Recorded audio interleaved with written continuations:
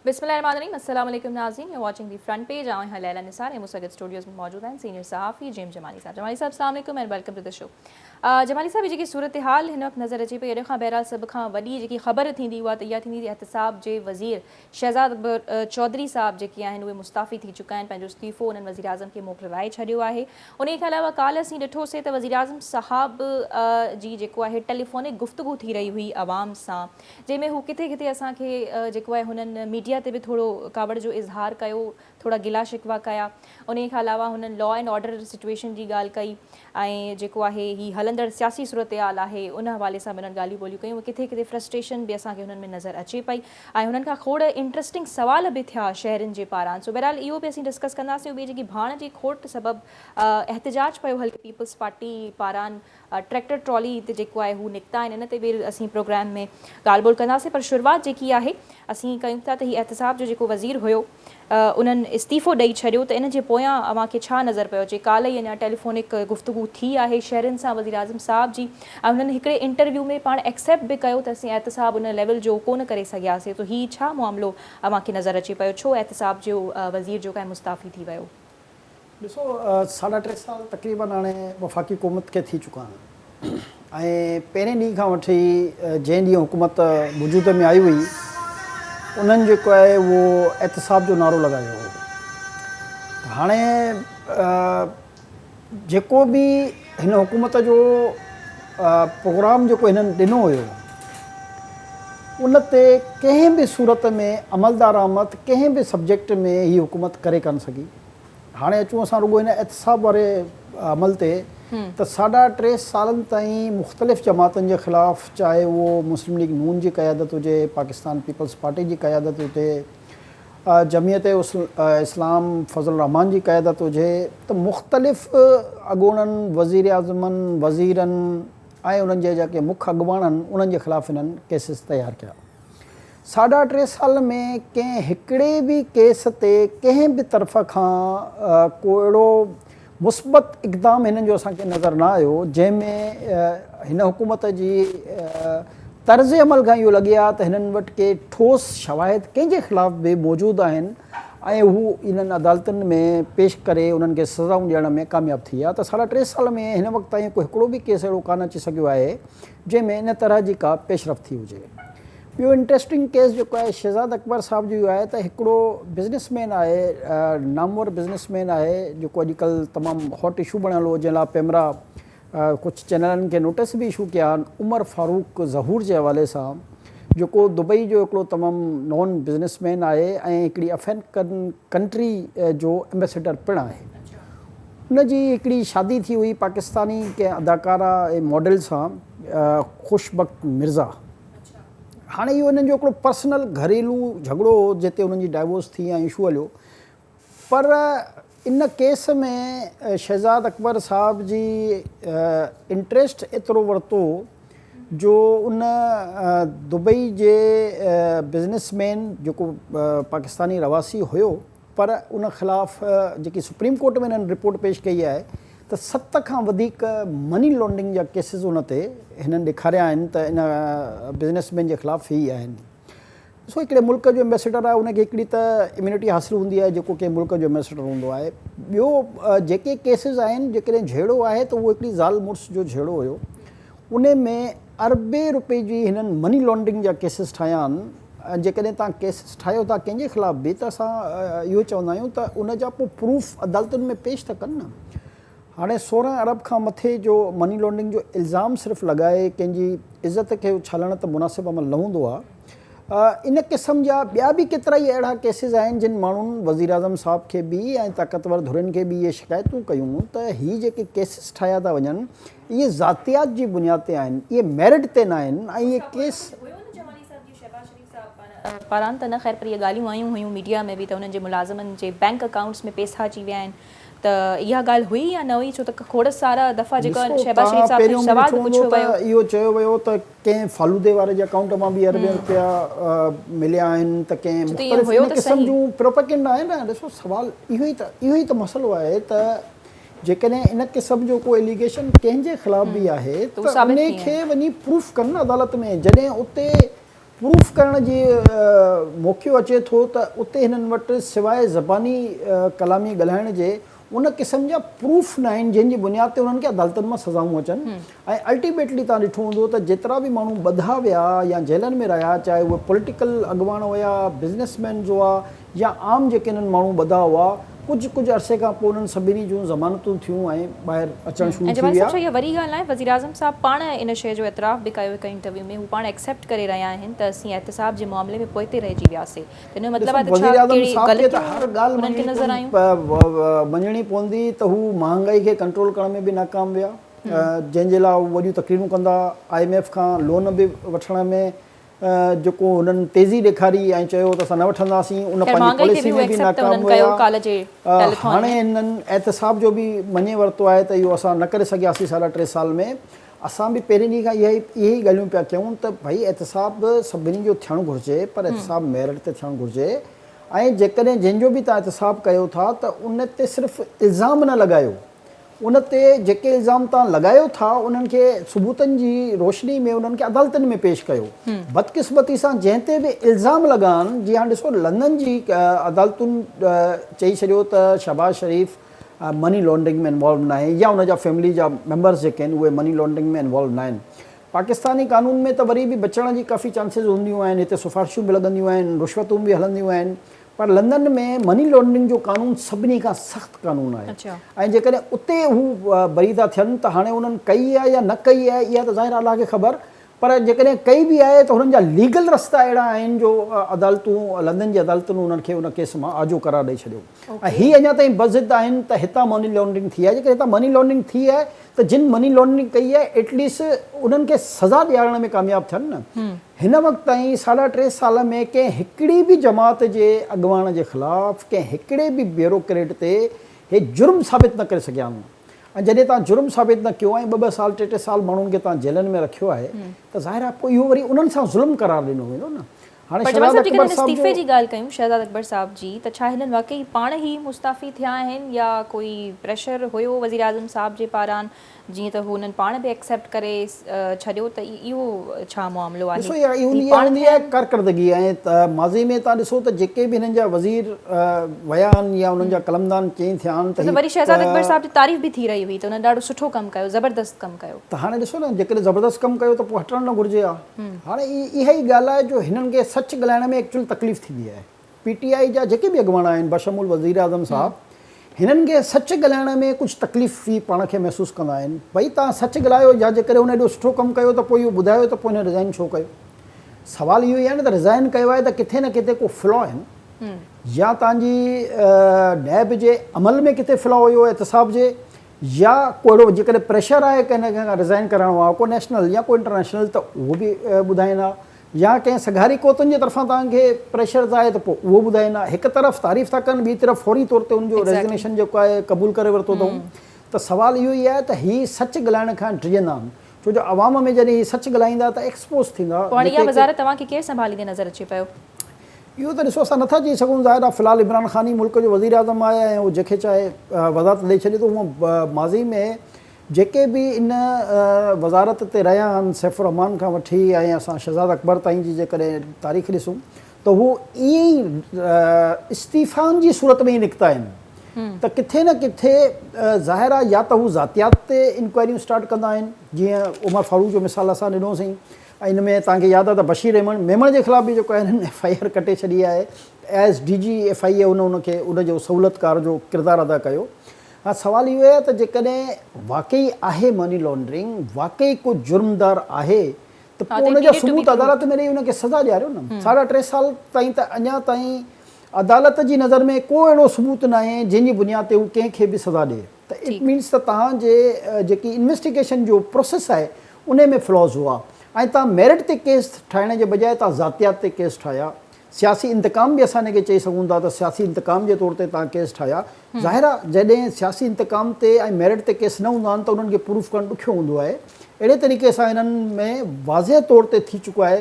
तव्हां ॾिठो हूंदो त आसिफ़ ज़रदारी साहब ते बि हिननि मनी लॉन्ड्रिंग जा इल्ज़ाम लॻाया पर अल्टीमेटली थियो छा आख़िर उहो पोइ फालूदे वारो काॾे ग़ाइबु थी वियो। फालूदे वारो हाणे किथे आहे जंहिंजे लाइ एतिरी प्रपेकिंडा थी मीडिया में त हुनजे अकाउंट मां अरबें रुपया मिलिया आहिनि। यानी हिननि अहिड़ा इल्ज़ाम लॻाया ऐं अहिड़ियूं ॻाल्हियूं कयूं त आख़िर पोइ उहे माण्हू विया किथे। हाणे उन्हनि जो ही ज़िक्र ई न कंदा आहिनि त उन्हनि जी सिर्फ़ु मीडिया में हिकिड़ी चटपटी ख़बर जे लाइ कॾहिं कॾहिं ज़िक्र थींदो आहे त फालूदे वाले जे अकाउंट मां जेको फालूदे वारे अकाउंट वारो वियो काॾे, उहो केरु हुयो फालूदे वारो, उनखे साम्हूं छो न आंदऊं? इहो ई त मसइलो आहे त जेके इल्ज़ाम लॻाइनि था उनखे साम्हूं नथा आणनि। ठीकु। अच्छा जमाली साहब, कल्ह जेको टेलीथॉन हुयो, जेकी टेलीफोनिक गुफ़्तगू हुई अवाम सां वज़ीर आज़म साहब करे रहिया हुया, त उन में उन्हनि हिकु ॿी ॻाल्हि बि कई त जेकॾहिं आउं इक़्तिदार मां लही वियुसि त अपोज़िशन जे लाइ तमामु ख़तरनाक साबित थी सघां थो। त ख़तरनाक जेकॾहिं हू स्ट्रीट्स ते निकिरी आया, घिटिन वरी रोडनि ते निकिरी आया, वरी एहतिजाज करणु लॻा, त छा कोई हुननि खे सिग्नल मिलियो आहे त छा हुननि जी हुकूमत वञे पई, या हू हिकु क़िस्म जो थ्रेट पिया ॾियनि ऑपोज़िशन खे, या हू कंहिंसां मुखातिब हुया, वाक़ई में ऑपोज़िशन सां हुया? ॾिसो, ही अपोज़िशन सां त वज़ीर आज़म सां मुखातिब न हुयो।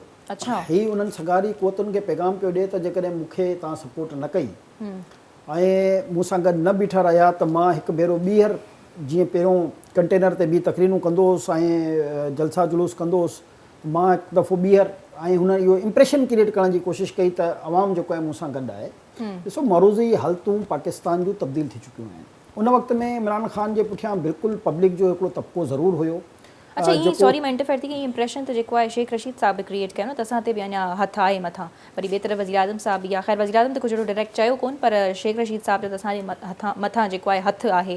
वज़ीर शेख रशीद साहब पोइ इहो बि त चयो न त मूं ते दबाव विधो वियो त इहो हथु रखण वारी ॻाल्हि खां मां तरदीद कयां, पर मां तरदीद कयां कान थो। अच्छा। हाणे ॾिसो, हथु रखण जी बि हिकिड़ी लिमिट हूंदी आहे।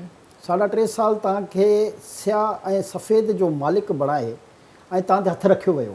ऐं मुंहिंजी ज़ाती राय जे मुताबिक़ एतिरी हुकूमतूं असां पंहिंजी फील्ड में ॾिठियूं आहिनि जो एतिरी सपोर्ट अॼु ताईं कंहिं हुकूमत खे बि सगारी क़ुवतुनि जे तरफ़ां या एस्टेब्लिशमेंट जे तरफ़ां या असां बराह रास्त चऊं त आर्मी जे तरफ़ां कॾहिं कंहिंखे न रही आहे। हे वाहिद PTI जी हुकूमत हुई जंहिंखे बराह रास्त एतिरी सपोर्ट हासिलु हुई। हिननि खे सपोर्ट करण जे हवाले सां मीडिया खे सख़्तु दबाव में रखियो वियो, बिज़नेसमैन तबिके खे दबाव में रखियो वियो, पॉलिटिकल जमातुनि खे दबाव में रखियो वियो, सिर्फ़ु इन खे सपोर्ट ॾियण जे लाइ। ऐं उन एॾी सपोर्ट जे बावजूदि बि हुननि जी कारकर्दगी जेको आहे एतिरी निल बटा निल रही जो पाकिस्तान खे तेज़ी सां हेठि खणी आया आहिनि, चाहे उहो मुआशी एतबार सां हुजे, महांगाई जे एतबार सां हुजे, जेके डॉलर जे एतबार सां हुजे, जेके शराइ सूद हूंदी आहे स्टेट बैंक जे उन जे एतबार सां हुजे। ॾिसो, 6.5 7.5 जी असांजी शरह सूद जी नमूं रखियलु हुई, जेकी हाणे 9.5 खां इंक्रीज़ वियो आहे। ऐं मां ॾिसां पियो स्टेट बैंक जो अॼु गवर्नर फरमाए पियो त असां हिनखे इन ते बरक़रार रखंदासीं ऐं वधाईंदासीं कान। त इहा उन्हनि थोरी घणी कुझु बिज़नेसमैननि खे ख़ुशख़बरी ॾिनी त पैनिक न फैलिजे मुल्क में, छो जो ज़ाहिर जॾहिं तव्हां इंट्रस्ट रेट वधाईंदा आहियो त ज़ाहिर आहे वॾो हिकिड़ो बिज़नेसमैन तबिके में हिकिड़ो ख़ौफ़ फैलिजी वेंदो आहे, बेचैनी फैलिजी वेंदी आहे। त उहो उन्हनि खे स्टेबल करण लाइ उन्हनि हिकिड़ो बयानु ॾिनो आहे। पर हर शइ असां इहो ॾिसंदा आहियूं त उहो पंहिंजी लिमिट खां वधी चुकी आहे पाकिस्तान में। ऐं ज़ाहिर आहे इन जो अल्टीमेटली ज़िम्मेदार त वफ़ाक़ी हुकूमत ई खे चवंदासीं न, ऐं वफ़ाक़ी हुकूमत में वज़ीर आज़म पाकिस्तान खे चवंदासीं त हुननि ॻाल्हायो कुझु हुयो, आवाम सां वाइदा कुझु कया, रिज़ल्ट कुझु आयो आहे। उन्हनि खे पंहिंजी बि त इज़त जो ख़्यालु आहे, उन्हनि खे पाण खे बि त बचाइणो आहे न। त हाणे पब्लिक में अल्टीमेटली नफ़रत त ज़ाहिर आहे उनजे ख़िलाफ़ बि पैदा थी रही त आख़िर हिनखे एॾी सपोर्ट करे ऐं मुल्क खे जेको तबाही जे असां किनारे ते खणी आया आहियूं त उहो आख़िर छो खणी आया आहियूं। त हाणे ॾिसो, हर शइ जी हिकिड़ी लिमिट हूंदी आहे। त हिनखे सपोर्ट जी जेकी लिमिट हुई उहा ॿियनि हुकूमतनि जे मुक़ाबले में तमामु घणी हुई। हाणे उहा सिर्फ़ु सपोर्ट न्यूट्रल थी आहे। ऐं न्यूट्रल सपोर्ट जे बावजूदि 2 महीननि में हिननि जा ॾिसो इम्प्रेशन्स चेंज थी विया आहिनि, हिननि खे ॻाल्हाइण जो तरीक़ो हिननि जो ख़तमु थी वियो आहे। ऐं मुल्क जो वज़ीर आज़म थी बाक़ाइदा हिकिड़ो थ्रेट करे रहियो आहे मुख़्तलिफ़ माण्हुनि खे। त इहे जेके धमकियूं हूंदियूं आहिनि उहो ई ॾींदो आहे जेको डिसहार्टेड थी वेंदो आहे पंहिंजे हुकूमत खां, पंहिंजी कैबिनेट खां, ऐं पंहिंजे जेको हुनखे मैंडेट जेके हू पंहिंजो सम्झंदो आहे। जॾहिं उनखां उहो डिसहार्टेड थी वेंदो आहे त पोइ इन क़िस्म जी ॻाल्हियूं कंदो आहे। तव्हांखे यादि हूंदो जनरल परवेज़ मुशर्रफ बि जॾहिं जलसनि में मुका खणी चयो त जेको आहे असां जी ताक़त तव्हां ॾिठी, जेको कराची में 12 अक्टूबर जो वाक़ियो आयो, त उनखां पोइ अल्टीमेटली थियो छा, उहो मुशर्रफ साहब न रहियो। त अहिड़े तरीक़े सां जॾहिं तव्हां थ्रेट ते अचो त तव्हांजी जेकी बॉडी लैंग्वेज आहे, तव्हांजो तरीक़ेकार आहे, उहो ॿुधाईंदो आहे त हाणे तव्हांजी हुकूमत पेरनि ते बीहण जे क़ाबिल न रही आहे। अच्छा, हू नवाज़ शरीफ़ साहब लाइ बि फरमाए रहिया त रोज़ हू ॿुधनि पिया त हू वापसि ईंदा, डील जूं ॻाल्हियूं बि ॿुधनि पिया त हू चाहिनि था त हू वापसि अचनि, पर वरी उते ई हुननि चयो त हू कॾहिं बि वापसि कोन ईंदा। ॾिसो, इहा ई फ्रस्ट्रेशन आहे। नवाज़ शरीफ़ वारा बि इहे चवंदा त वापसि न ईंदा। हाणे उहो पॉलिटिकल जमात जो हिकिड़ो पॉपुलर तरीन लीडर आहे हिन वक़्तु पाकिस्तान जो। जेकॾहिं सच हिननि खे ॿुधणु पसंदि न हूंदो आहे, पर जेकॾहिं पंजाब में नवाज़ शरीफ़ जी लैंडिंग थींदी त पोइ उन्हनि खे ख़बर पवंदी त उनजी पॉपुलरिटी केतिरी आहे। अच्छा, उन जे मुक़ाबले में हिन वक़्तु पाकिस्तान में जेकॾहिं असां चऊं त कोई अहिड़ो ॿियो पॉपुलर लीडर कान्हे जंहिंसां एॾी वॾी तबिको पंजाब जी आऊं ॻाल्हि पियो कयां त पंजाब जो अवाम बीहे। त हाणे हिन वक़्तु हाणे पीटीआई जी उहा सूरत हाल कान रही आहे। हिननि जा वज़ीर पाण हिननि जे कंहिं बि वज़ीर जो बयानु ॿिए वज़ीर जे बयान सां मैच कयो त तव्हांखे हुन में तज़ाद नज़र ईंदो। कॉन्ट्रडिक्शन त नज़र हाणे ईंदी आहे। हिननि खे इहो सम्झ में ई नथो अचे त कहिड़ो वज़ीर कहिड़ी ॻाल्हि करे ऐं कहिड़ो ट्वीट कीअं कजे। हे पंहिंजा हीअ त उहा हुकूमत आहे जेकी पंहिंजा ट्वीट करे जेके आहिनि उनखे विड्रॉ कंदी आहे। त हाणे ट्विटर ते हुकूमतूं त कान हलंदियूं न, हुकूमतूं त तव्हांजी पॉलिसी सां हलंदियूं, मैनेजमेंट बहितर करण सां हलंदियूं, गुड गवर्नेंस ॾियण सां हलंदियूं, माण्हुनि खे सहूलियतूं ॾियण सां हलंदियूं, माण्हुनि जी फिलहाल बहबूद जा कमु करण सां हलंदियूं न। हुकूमतूं त ईअं कान हलंदियूं जीअं ट्विटर जे हिकिड़ो मैसेज हलाए ऐं सम्झंदा आहिनि त असां वॾा कारनामा सरंजाम ॾींदासीं। अच्छा, वज़ीर आज़म साहब खां जेको आहे सदारती निज़ाम छो त मुख़्तलिफ़ सवाल थी रहिया हुया त उन्हनि खां सदारती निज़ाम प्रेसिडेंशियल सिस्टम जे हवाले सां बि जेको आहे हिकु शहरी सवाल पुछो त असीं सोशल मीडिया ते तमामु इहा जेको आहे ख़बरूं ॾिसूं पिया, ॻाल्हियूं ॿुधूं पिया त जमाली साहब छा वाक़ई में सदारती निज़ाम अचे पियो जो ही जेकी सोशल मीडिया ते भगदड़ मची आहे, ख़बरूं हलनि पियूं, ख़बरूं सर्कुलेट पियूं कनि। वज़ीर आज़म साहब खां सवाल कयो जंहिंजो ख़ैर उन्हनि जवाबु कोन ॾिनो, सो ही छा हली रहियो आहे, छा वाक़ई में का अहिड़ी ॻाल्हि आहे? ॾिसो सदारती निज़ाम त जेकॾहिं अरिड़हीं तरमीम खे अॻियां रखी ॻाल्हायूं लॻी नथो सघे। सदारती निज़ाम खे राइज करण लाइ वरी तव्हांखे आइन में तरमीम करणी आहे ऐं 2/3 मेजॉरिटी खपे। त क़ानूनी तरीक़े सां त इहो पॉसिबल न आहे। सदारती निज़ाम लागू करण लाइ ॿ तरीक़ा आहिनि। हिकिड़ो जेको असां ॿुधायोसीं क़ानूनी तरीक़ो 2/3 मेजॉरिटी सां आइन में तरमीम, ॿियो आहे बिल्डोज़ करणु। अच्छा, त जेकॾहिं ताक़तवरूं धुरियूं चाहिनि त उहो पोइ बिल्डोज़ कनि पूरे मुल्क जी हुकूमत खे ऐं सदारती निज़ाम हिकिड़े ऑर्डिनेंस जी सूरत में नाफ़िज़ थिए। ऐं जीअं जनरल ज़ियालक कयो त उनखां अवाम खां जेको आहे उन ते राय वरिती हुई जंहिंखे असां रेफरेंडम चवंदा आहियूं। हिन सिचुएशन में जेकी पाकिस्तान जी कंडीशन आहे इकोनॉमी जे एतबार सां, महांगाई जे एतबार सां, का बि सघारी कुवत एतिरी हिमत ई पैदा कान कंदी जो हिन मुल्क में वरी को नओं एडवेंचर क्रिएट करे। हिन वक़्तु असांखे स्टेबिलिटी जे लाइ ज़रूरी आहे त असां इन सियासी निज़ाम खे अॻियां वधायूं। हाणे हिन सियासी निज़ाम खे अॻियां वधण जा बि ॿ तरीक़ा आहिनि। हिकिड़ो त सिंपल आहे त इम्पीचमेंट थिए वज़ीर आज़म साहब जी ऐं अदम एतमाद जी तहरीक अची वञे। ॿियो तरीक़ो आहे त हीउ पाण डिज़ाइन करे। हाणे ॿई तरीक़ा हुनखे पाण खे बि ख़बर आहिनि ऐं सवलो तरीक़ो इहो अथसि त पाण रिज़ाइन करे ऐं कंहिं ॿिए पंहिंजे ई MNA खे हुकूमत जो वमार संभाले। छो जो हिन जी जेको मिज़ाज आहे उहो डिक्टेटरशिप जो मिज़ाज आहे। हिन जो मिज़ाज बर्दाश्त जो न आहे। जेके बि मुल्क जो वज़ीर आज़म या पब्लिक पोस्ट ते वेहंदो आहे को हमरा त उन में सभ खां वॾो मादो बर्दाश्त जो हुजणु घुरिजे त उहो पंहिंजे मुख़ालिफ़ खे बर्दाश्त करे। पर बदकिस्मती सां PTI जे सभिनी अॻुवाणनि में बर्दाश्त जो मादो घटि आहे। तव्हां ॾिसो न, तव्हां उन्हनि ते तनक़ीद कंदा, उहो जवाबी तव्हां ते उल्टी सीधी तनक़ीदनि जा वार कंदा ऐं पंहिंजी जेकी उन्हनि जी सोशल मीडिया जी या मुस्लिम लीग नून जे अॻुवाणनि ते मीडिया सफ़ाई बाहि ॿारे ॾिनी हुई जेकॾहिं गुज़िरियल कुझु सालनि जी असां ॻाल्हि कयूं। पर हुननि कॾहिं बि इहो न चयो त असांजी मर्ज़ी जा एंकर्स तव्हां मुख़्तलिफ़ चैनलनि ते विहारे छॾियो, या जेको असांजो मुख़ालिफ़ एंकर्स आहे उन्हनि खे नौकरियुनि मां कढी छॾियो, या जेको आहे साफ़ी ग़ाइब ईअं कान थींदा हुआ जीअं ही कराईंदा हुआ। साफ़िन खे या मीडिया खे नौकरियुनि मां जीअं वॾी तइदाद में माशाल्लाह PTI जी हुकूमत जे अॻुवाणनि कढरायो आहे। इन क़िस्म जूं हरकतूं माज़ी में इहे न थींदियूं। माण्हू ॻाल्हाईंदा आहिनि ख़िलाफ़ु। ॾिसो, जेकॾहिं का शइ सही न आहे त आख़िर उन ते तनक़ीद करण त इहा असांजी आज़ादी आहे न, जेको आइन पाकिस्तान 1973 असांखे इजाज़त थो ॾिए। हाणे तव्हां असांखां उहा आज़ादी बि खसण था चाहियो ऐं कई चैनलनि सां हिननि इहे कमु कया। ॾिसो, हिननि जा पंहिंजा वज़ीर हाणे उन्हनि जा एतराफ़ करे रहिया आहिनि त असांखां हिन फील्ड में ही ज़्यादतियूं थियूं। हिन मुल्क में न सिर्फ़ु बल्कि दुनिया जो चार्टर आहे जेको आहे ऑडियो लीक्स थियूं त पोइ इहे त अहिड़ी सियासी पार्टीज़ में पोर्ट्रे पयूं कनि न त हीअ जॾहिं बि इक़्तिदार में ईंदियूं आहिनि त मीडिया खे कंट्रोल करण जी कोशिशि कंदियूं आहिनि। ॾिसो, हर हुकूमत कोशिशि कंदी आहे एग्रेसिवली। हिकु हद ताईं जेको आहे ज़रूरु कयो मीडिया सां, पर उनजी हिकिड़ी लिमिट हूंदी आहे। हिननि तमामु लिमिट क्रॉस कई आहे। ॾिसो, हर शइ चवंदा आहिनि न, कुझु शयूं क़ाबिल बर्दाश्त हूंदियूं आहिनि ऐं मां इहो नथो चवां त मीडिया 100% सच पियो ॻाल्हाए ऐं सचूं असांजा एंकर्स जेके आहिनि सचूं ॻाल्हियूं पिया कनि। किथे न किथे हो बि एक्सट्रीम ते वेंदा आहिनि जेको न वञणु घुरिजे। पर उन्हनि जे ख़िलाफ़ु इन तरीक़े सां या कंहिं एंकर जे ॻाल्हाइण सां उन इदारे जी डायरेक्ट पॉलिसी इन्वॉल्व कान हूंदी आहे। हाणे असां प्रोग्राम था कयूं त असां इदारे जे मालिक जे चवण ते ई प्रोग्राम कान था कयूं, जेको असांजो कॉन्टेंट आहे उन खां असां इजाज़त कान था वठूं, असां इंडिपेंडेंटली पंहिंजो हिकिड़ो तज़ियो पेश था कयूं, जिते कॾहिं सही बि थी सॻे थो, कॾहिं ग़लति बि थी सघे थो, इंसान आहे, इंसान खां ग़लतियूं थींदियूं आहिनि। पर हिते मसइलो इहो हूंदो आहे त हू एग्रेसिवली प्रेशर कंदा आहिनि या इंफॉर्मेशन डिपार्टमेंट जे थ्रू त हुननि जा धमकियुनि जे ज़रिए त एड बंदि करे छॾियो, त हुननि जा पैसा रोके छॾियो, बिल्स रोके छॾियो। ॿियो हूंदो आहे जिन खे उहो सघारी कोतुनि खां मदद हासिलु कंदा आहिनि, त इन्हनि साफ़िन खे गाइब करे छॾियो, इहे जेके ॻाल्हाइनि था असांजे ख़िलाफ़ु, इन्हनि जे ख़िलाफ़ु एक्शन्स खणो। ऐं तव्हां ॾिठो हूंदो त हिन हुकूमत में सभ खां वधीक इन क़िस्म जा एक्शन्स थिया आहिनि ऐं असां पाण सभु काफ़ी साफ़ी उन खां मुतासिर थिया आहियूं। ऐं पंहिंजे इमरान ख़ान जे साम्हूं ऐं इन्हनि जी मीटिंगुनि में असांखे चयोसीं त घटि में घटि साफ़िन जे मामलनि खां तव्हां पाण खे परे रखो, उन्हनि ते प्रेशर विझण जी कोशिशि न कयो।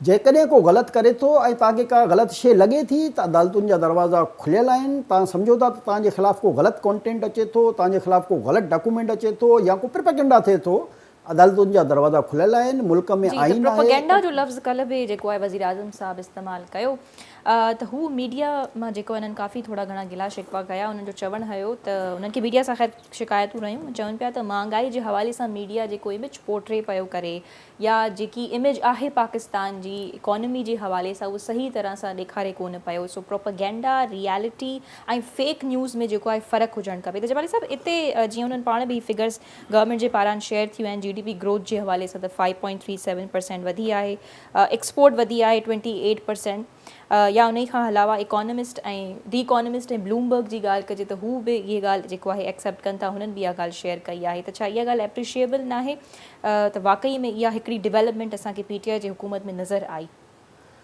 ॾिसो, जॾहिं इंसानु पैदा थींदो आहे न त उन वक़्तु उनजी फैमिली जी या उनजी माली पोज़ीशन डिफरेंट हूंदी आहे। वक़्त जे हिसाब सां अॻिते जीअं वेंदा आहिनि त पाकिस्तान हुजे या दुनिया जो को ॿियो बि मुल्क हुजे, उहो तव्हांखे उन में ग्रूमिंग नज़र ईंदी आहे। त इहो हिकिड़ो कुदरत जो निज़ाम आहे, इन निज़ाम जो क्रेडिट खणी रहिया आहिनि। त तव्हांजी आबादी जॾहिं इमरान ख़ान साहिबु आयो हूंदो त ज़ाहिर आहे करोड़ घटि हूंदी, उनखां पोइ वरी आबादी वधी हूंदी। अहिड़े तरीक़े सां हर शइ वधंदी आहे, छो जो डिमांड कंहिं बि शइ जी वधंदी आहे त उनजी रसद ऐं तलब में फ्लक्चुएशन ईंदी रहंदी आहे। उनजो असां चवंदा त तव्हां असांखे ॿुधायो त तव्हां महांगाई घटि कई या वधाई, असां चवंदा तव्हां असांखे ॿुधायो त डॉलर मथे वियो या हेठि आयो, तव्हां असांखे ॿुधायो त हिन वक़्तु माण्हुनि जी आमदनी वधी आहे या घटि थी आहे, बेरोज़गारी वधी आहे या घटि थी आहे, इंडस्ट्रीज़ बंदि थियूं आहिनि या वधियूं आहिनि, कंस्ट्रक्शन सां वाबस्ता 62 जेके ॿियूं इंडस्ट्रीज़ आहिनि उन्हनि में उहे मथे विया आहिनि या हेठि आया आहिनि। तव्हांजे सरीए जो रेट, तव्हांजे सीमेंट जो रेट, जेकी बि लोकल शइ, जेकॾहिं असां सिर्फ़ु खाइण पीअण जी महांगाई खे छॾे बि ॾियूं, इन खां अलावा जेको ॿियो रॉ मटीरियल जेको असां जेके चवंदा आहियूं, चाहे उहो लोह जी सरीए जी सूरत में हुजे, सीमेंट जी सूरत में हुजे, बजरी जी सूरत में हुजे, ब्लॉक जी सूरत में जेके मुख़्तलिफ़ शयूं उन में ठहनि थियूं, मिटी जी सूरत में हुजे, कहिड़ी अहिड़ी शइ आहे जंहिं ते तव्हांजो कंट्रोल रहियो आहे। ऐं हर शइ जॾहिं इहा वधंदी आहे त अल्टीमेटली एंड यूज़र जेको उनखे परचेज़र हूंदो आहे, जॾहिं इहे रॉ मां ठही हिकिड़ी शइ फिनिश तव्हांजे साम्हूं ईंदी आहे त उनजो रेट ऑटोमेटिक वधी वेंदो आहे। पाण बि मईशत जे हवाले सां इकोनॉमिक ग्लोबल नॉर्मलसी इंडेक्स में पाकिस्तान जो 3 नंबर जेको आहे शौकत तरीन साहब हाणे रिसेंटली शेयर कयो हुयो, त हीअ छा ॻाल्हियूं, छो त जीअं हू मीडिया सां शिकायत कनि पिया त छो त हू पाण बि एक्सेप्ट कनि पिया महांगाई जी ॻाल्हि, त छा वाक़ई में असांखे थोरी घणी तारीफ़ न करणु खपे त हीअ डेवलपमेंट्स आहिनि, या जीअं मां निज़ाम वारी ॻाल्हि कई त हीअ उन्हनि खे कंहिं बि क़िस्म जो क्रेडिट कोन पियो वञे? असांखे डेवलपमेंट जेकी कोविड बि हिननि जे दौर में इहे ॻाल्हियूं जनरल परवेज़ मुशर्रफ कंदो हुयो त हाणे मोटरसाइकिलनि जी जेको आहे प्रोडक्शन एतिरी थी वई आहे, गाॾियुनि जी एतिरी थी वई आहे, एसीज़ जी एतिरी थी वई आहे। इहा प्रोडक्शन जेको आहे इहो आम माण्हू सां इन प्रोडक्शन जो को तालुक़ न हूंदो आहे। हिन मुल्क जी परसेंटेज ॾिसी वञे त इहा AC या गाॾी या मोटरसाइकिल केतिरो % माण्हू इस्तेमालु कनि था। असां जेके ॻाल्हियूं असांजी जेके ॻाल्हि कंदा आहियूं, उहो कंदा आहियूं मजमूई अवाम जी ॻाल्हि, त अवाम खे केतिरी सहूलियत मिली खाइण पीअण जी शयुनि में। हाणे जेको अटो आहे उहो 85 रुपए किलो थी चुको आहे, जेको हुयो 25 रुपया किलो। हिन हुकूमत जी महिरबानी आहे हिन अवाम ते, हिन क़ौम ते, त 25 रुपए किलो वारो अटो हींअर 80-85 रुपए किलो। कल्ह पाण पंहिंजी डेटा में ॿुधाइनि पिया त अटो एतिरो इनक्रीज़ थी वियो आहे, त खंडु एतिरी थी वई आहे। महांगाई थींदी आहे, उनजी हिकिड़ी मामूली परसेंटेज हूंदी आहे, त 10%, 15%, 20%, 25%, 300%, 500% कॾहिं महांगाई कंहिं मुल्क में ईअं कान थींदी आहे। ऐं जेको शौकत तरीन साहिबु चए पियो त असां 3 नंबर ते आहियूं माशाअल्लाह, त असांखे ॿुधाइनि कहिड़ी कंट्री सां असांखे मैच करे हिननि ॿुधायो आहे त असांजी इकोनॉमी 3 नंबर ते आई आहे। उहा कंट्री जो नालो त असांखे ॿुधाइनि त असांखे जेकॾहिं मैच करिणो आहे असांखे भूटान सां, साउथ अफ्रीका जेकी नंढियुनि कंट्रियुनि सां, त असांखे उहो मैच करे न ॿुधाइनि न असांखे। असांखे बि त हिकु शइ ॾिसणु खपे त कोविड बि जेको आहे हिननि जे टाइम में आयो ऐं ब्लूमबर्ग थी वियो, इकोनॉमिस्ट थी वियो, त हू बि हिन ॻाल्हि खे चवनि पिया त जेको कोविड सां जीअं पाकिस्तान डील कयो आहे उहो एप्रिशिएबल आहे। त छा वाकई इन में पाकिस्तानी हुकूमत जा कहिड़ा इक़दामात आहे जिन खे असां एप्रिशिएट कंदासीं? हिननि मईशत जो बेड़ो गर्क हिन कोविड जे चक्कर में कर अॼु ओमनिक्रोन जो जेको आहे तमामु घणो तहलको मचलाए सॼी दुनिया में। ॾिसो इहा त पाकिस्तान ते अलाह साईं जी रहमत पाकिस्तान ते, जो पाकिस्तानी अवाम में हिकु त मुस्लमान हुजण जे करे असां छो जो काफ़ी अहिड़ियुनि शयुनि खां परहेज़ कंदा आहियूं जेकी यूरोप या ॿिया मुल्क नॉन मुस्लिम यूज़ कंदा आहिनि, जंहिंजे करे असांजी इम्यूनिटी ऑटोमेटिक कुझु बहितर हूंदी आहे उन्हनि कंट्रीज़ जे अवाम जे बारे में जेके नॉन मुस्लिम्स आहिनि। त हाणे उन्हनि जो क्रेडिट इहे हासिलु करणु था चाहिनि, त उन जे करे असां मूंखे ॿुधायो कोविड में तव्हां छा अवाम खे जीअं उन्हनि पंहिंजे अवाम खे अकाउंटनि में डायरेक्ट पैसा विधा त बाबा हीअ हेतिरी तव्हांजी हाणे आमदनी बंदि थी आहे त हीअ $2000 या $2000 या £1500 हीअ उन्हनि जे अकाउंट में छा हिननि को अहिड़ो कारनामो सर अंजाम ॾिनो 20 करोड़ अवाम सां, या हिननि अवाम खे वञी राशन जो पाए असांखे लखें करोड़े माण्हुनि खे ॾिनो, ₹1000 ॾेई 10,000 रुपए जी तव्हां जेको आहे उहो महांगाई करे छॾी, त उन वीचारे ग़रीब जे लाइ 1000 रुपए जी ज़रूरत कहिड़ी आहे? मां त चवंदो फस्ट टाइम ईअं थियो आहे पाकिस्तान जी तारीख़ में जो असांखे भाण न मिली रहियो आहे, यानी की हारी वीचारा जेके आहिनि उहे प्रोटेस्ट ते आहिनि, मुज़ाहिरा थी रहिया आहिनि। यानी अॼु ताईं जेके बि हुकूमतूं आयूं आहिनि असां कॾहिं इहो कान ॾिठोसीं त उन में भाण जहिड़ी ज़रूरी शइ उहा असांखे एग्रीकल्चर मुल्क में दस्तियाबु कान्हे। असांखे अटो जंहिं एग्रीकल्चर मुल्क में जंहिंजी एतिरी क़ीमत आहे, एतिरी क़ीमत त हाणे ॿाहिरि जे मुल्कनि में बि न आहे। जेके एग्रीकल्चर मुल्क न आहिनि, जेके ॿाहिरां जेसिताईं इस्तेमाल जूं शयूं पाकिस्तान न ठाहींदो त महांगाई ख़तमु न थींदी। इस्तेमाल जी शयूं इहे आहिनि न, मां हिननि खे इहो थोरी असांखे मेकअप ऐं लिपस्टिक ऐं जेको आहे इहे असांखे घटि करे ॾियो। असां हिननि खे इहो न चयो आहे, असां हिननि खे चयो आहे अटो जेको आम माण्हू खाए थो, जेको एग्रीकल्चर मुल्क आहे, खंडु जेको आम माण्हू इस्तेमालु करे थो, जेको एग्रीकल्चर मुल्क आहे, असांजी पंहिंजी आहे। अच्छा जेके ज़रिया मौजूदु आहिनि उन्हनि खे हुकूमतूं इस्तेमालु छो न पियूं कनि, चाहे उहो हुकूमत हुजे? ॾिसो इहो ई मसइलो हूंदो आहे। इहे सभु शयूं सस्तियूं तॾहिं थींदियूं आहिनि जॾहिं तव्हांजूं पॉलिसियूं सही हूंदियूं आहिनि। तव्हां आवाम खे सस्ती भाण ॾींदा, सस्तियूं जेके मेडिसन हूंदियूं आहिनि, जेके एग्रीकल्चर में इस्तेमालु थींदियूं आहिनि उहे प्रोवाइड कंदा, जेकी हुकूमत जी ज़िमेदारी आहे। पोइ जॾहिं हुननि खे उहो कंहिं बि हारी खे जॾहिं हिकिड़ो भाण महांगो थो मिले, दवाऊं महांगियूं थियूं मिलनि, त हू ज़ाहिर आहे उन ज़मीन ते पंहिंजी कैलकुलेशन थो करे त हिन ज़मीन ते मुंहिंजो ख़र्चु केतिरो थियो, उन जे हिसाब सां हू पंहिंजो वरी प्रॉफिट उन में लॻाए करे उहो ज़मीन फसल सेल थो करे। जॾहिं हुनखे इहे सभु शयूं महांगियूं थियूं मिलनि त लाज़मी आहे त हू फसल खे महांगो विकिणींदो, ऐं जॾहिं उहो महांगो विकिणींदो त पोइ ज़ाहिर आहे त मार्केट में आम यूज़र खे उहा शइ महांगी मिलंदी। हाणे इहे पीपल्स पार्टी सही एहतजाज करे रही आहे जमाली साहब, ही ट्रैक्टर्स ऐं ट्रॉली ते जी जेकी हिन रैली कढी आहे त इहो सही आहे एहतजाज जेको करे रहिया आहिनि? एहतजाज सही आहे त हज़ारे माण्हू अॼु बिलावल जी इन रैली में मौजूदु हुया न, जेके हेॾी वॾी तादाद में तव्हां जेके टीवी चैनलनि ते ज़ाहिर आहे त एतिरी वॾी तादाद में जेकॾहिं ही माण्हू आया आहिनि त ज़ाहिर मजबूर आहिनि, महसूसु करे रहिया आहिनि त उन्हनि सां को ज़्यादती थी रही आहे त माण्हू अची रहिया आहिनि न।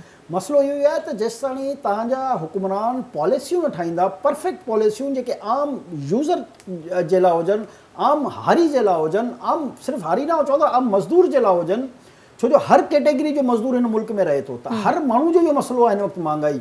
ऐं महांगाई कंट्रोल सिर्फ़ु तव्हांजी पॉलिसियूं बहितर करण जे करे थी सघे थो, इन जो ॿियो को अहिड़ो को रीज़न ई कान्हे, अहिड़ो को तरीक़ेकारी न आहे जंहिंसां तव्हां हिननि शयुनि खे कंट्रोल करे सघो। अच्छा जमाली साहब, इंट्रेस्टिंग ॻाल्हि हिते त वज़ीर आज़म साहब पाण एक्सेप्ट बि कयो त तनख़्वाहदार पघारनि वारो जेको तबिको आहे उहो सभ खां वधीक मुतासिर थियो आहे महांगाई जे सबबु।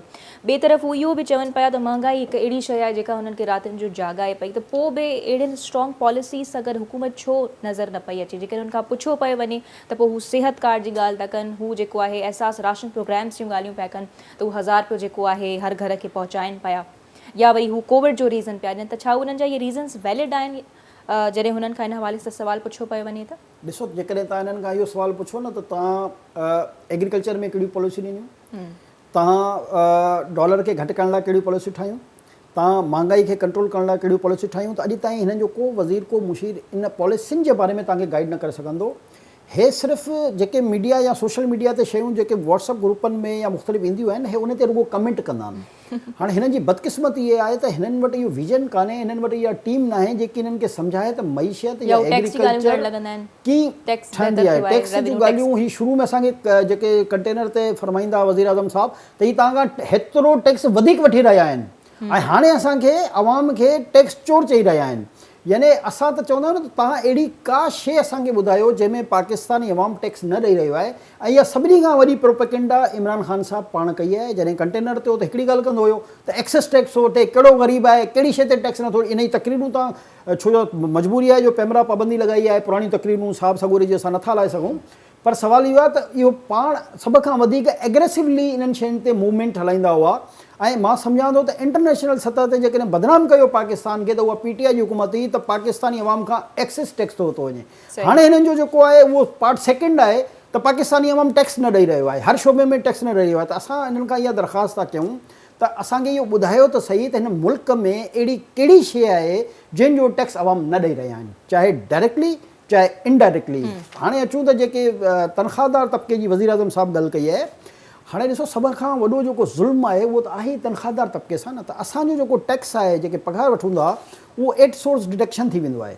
यानी असांखे पघार जो चेक बाद में मिलंदो आहे, पहिरियों असांजो टैक्स कटे ऐं ख़ज़ाने में जमा थी वेंदो आहे। जेको बि तनख़्वाहदार आहिनि उन खां पोइ जेके बि पाकिस्तान में इदारा बि हली रहिया आहिनि ऐं जेके हिननि जी हुकूमत जा वमारदार आहिनि उहो उन पैसे सां हली रहिया आहिनि।